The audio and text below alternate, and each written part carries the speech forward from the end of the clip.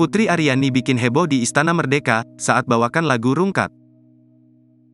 Penyanyi Putri Aryani membuat heboh saat peringatan detik-detik proklamasi di Istana Merdeka Jakarta, Kamis, tanggal 17 Agustus tahun 2023. Putri Aryani adalah salah satu penyanyi yang ikut menyemarakkan HUT ke-78 Republik Indonesia di Istana Merdeka Jakarta.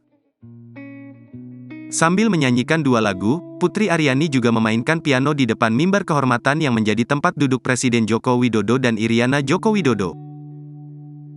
Putri Aryani pertama menyanyikan lagu Melati Suci ciptaan Guru Soekarno Putra. Di lagu kedua, Putri Aryani melantunkan lagu Rungkat dengan iringan musik dangdut koplo. Begitu mendengar lagu Rungkat yang dinyanyikan Putri Aryani, semua tamu undangan VVIP yang berada di dalam halaman Istana Merdeka ikut bergoyang. Mereka menari mengikuti lantunan syair lagu Rungkat yang dinyanyikan Putri Aryani. Sambil bernyanyi bersama Putri Aryani, para tamu undangan juga bergoyang. Iriana Joko Widodo yang memakai baju adat Bali itu juga terlihat ikut menari saat Putri Aryani menyanyikan lagu Rungkat.